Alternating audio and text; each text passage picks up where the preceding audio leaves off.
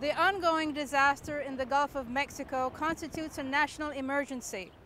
Why has the Obama administration not put BP into receivership or even deported BP? After all, BP is a person, right? Because we hear that corporations have personhood. The evidence of wanton disregard for safety of its workers and protections of the environment by the corporations involved, especially BP, is not in dispute. Yet, Obama continues to defer to these oil and gas corporations. Using expressions like having his boot on their neck is not nearly enough. As a result of the Exxon Valdez disaster in Alaska, about 1,600 oil-sickened birds were rescued. At least 500,000 birds died, and that's just birds. The disaster in the Gulf is of a massively greater magnitude, likely resulting in the death of an entire ecosystem. We want action.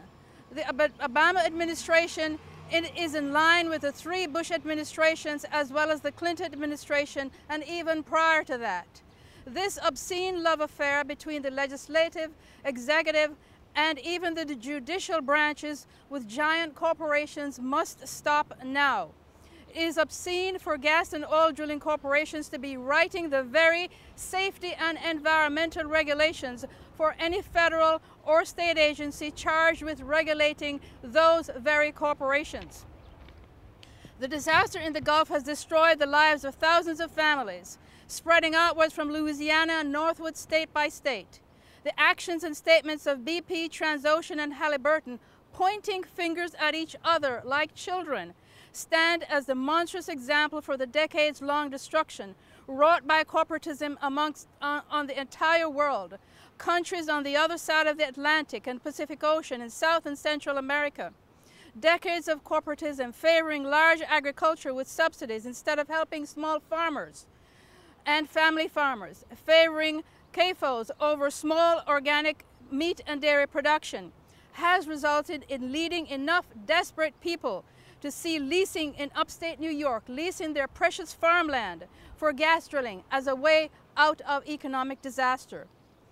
Corporatism slamming down its heavy hand upon Central and South America lead desperate people to see leaving their homeland and heading north to the United States as a way out.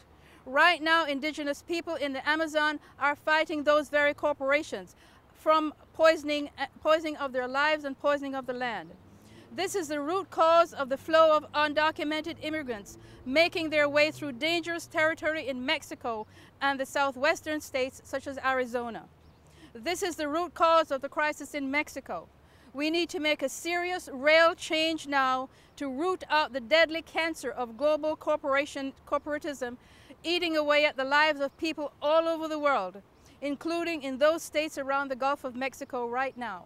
As senator, I will not be working for any subsidies for corporations, whether they're agricultural, mining, drilling, or manufacturing, that wreak havoc upon people's lives, as well as the natural world in which we all live.